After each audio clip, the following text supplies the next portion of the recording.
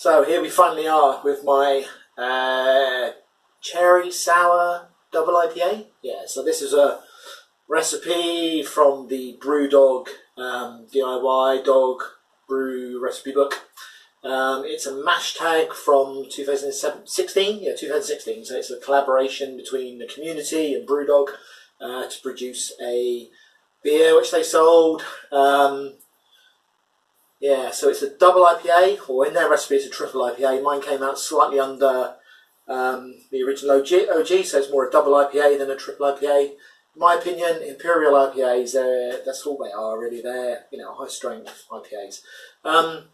So it's infused with cherries. It's got oak chips in it. It's a really, really beautiful. I mean, look at the colour of this. It's cloudy.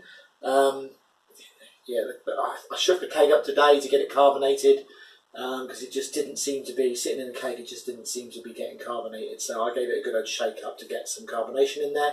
Worked to beauty, but it's made it really cloudy. So I expect over the next few days that cloudiness to drop out, because before that it was looking pretty clear.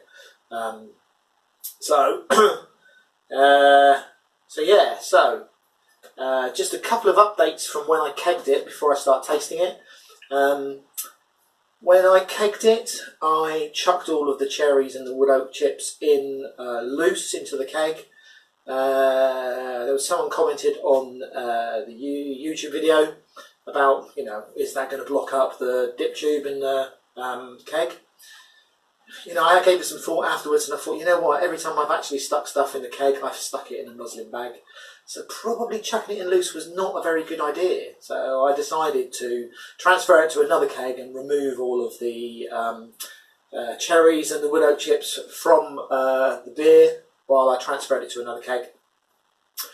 It's actually a good idea because I think it's got enough of the, I don't really like the idea of the cherry sitting in there all the way while I'm drinking it and the cherry flavour getting stronger and stronger. So I think it's quite nice that I can remove the cherries and it's had its aging, it's ready in the keg. And now, as you can see from the colour of this is an IPA. There is some beautiful red colour in there. The cherry has made a real difference. The head's got a very slight kind of pink tinge hue to it. I don't know if you can see it in the video. I can see it here. It's got a very slight pinkness to it.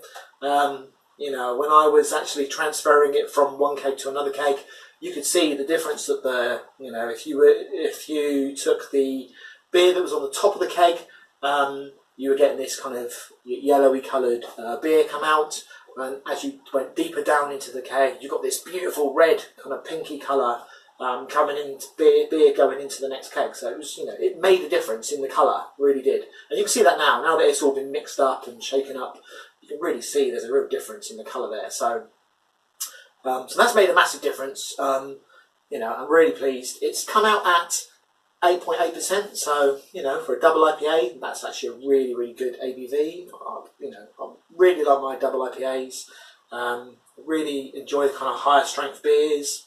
I like the mid-session kind of style IPAs, but there's something about these kind of double IPAs, triple IPAs, Imperial IPAs, whatever you want to bloody call them. The punchiness to the taste is really special. So let's have a little smell and see what we're getting on the nose. So I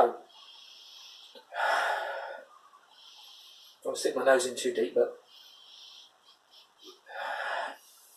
one thing I'm noticing is that, considering I put 300 grams of hops, 100 grams went in at the end of the boil in the whirlpool, or steeped, whatever. I don't really whirlpool, so it's more steep. And 200 grams went in at dry hop, so it's a shit ton of hops that went into this. And I know there was Citra, Amarillo, Mosaic, and Simcoe, so I expect really fruity flavours, and that's what I'm getting. But every time I've used those hops before, I get really like pineapple, mango-y kind of flavours. And I think the addition of the cherries has made a real difference, because I'm getting fruit. I'm really getting that cherry aroma as well. And it really confuses the hell out of you, because you kind of expect there to be, the real kind of citrusy, kind of yellow fruit hoppiness to it. And instead we're getting that cherry, but with the fruitiness in the background. It's it's quite confusing. It's very, very, very weird. There's a fruitiness to it, and it's really nice. But it's not what I normally expect from an IPA. It's very different. It is a different fruitiness to what I would normally expect. But it's there, and the cherry it's kind of subtle, sitting in the background, and all of a sudden it hits you, and you smell it. There's cherries. You're like, I can smell the cherries. So I think the cherry, from the smell to the colour, is really coming through quite strongly in the whole of this beer. So let's see if it actually comes through in the flavour.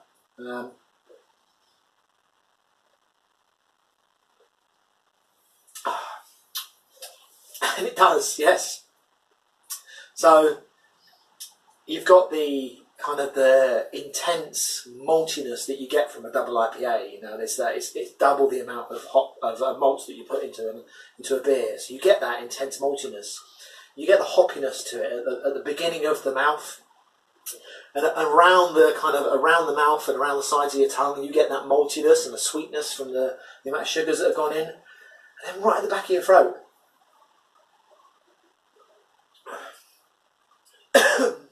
Right at the back of the throat with this one, you get that cherry flavour. It's really there, but it's not in your face. It's right at the back of your throat. It's the aftertaste is cherry. It's really, really nice to drink. Double IPA is a beautiful drink. So you get all the intensity that you get with a double IPA, but then you get this subtle cherryness at the end of it. This is a really, really nice drink.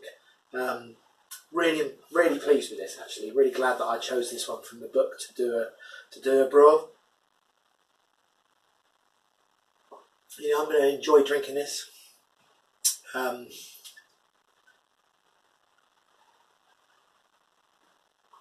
would highly recommend, if you want to do a BrewDog recipe and you don't like your double IPAs or triple IPAs, whatever, give this a go. It's really, really nice. I'm going to enjoy drinking this. It's actually quite nice for this time of year, so we're in February. It's actually quite nice, kind of, leading on to spring, like in the next couple of months.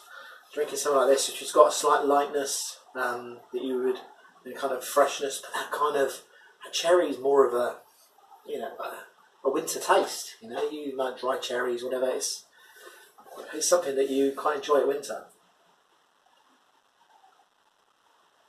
But yeah, I would highly recommend giving this a go from the BrewDog book. It's a really nice beer. Anyway, happy homebrew, guys. See you later.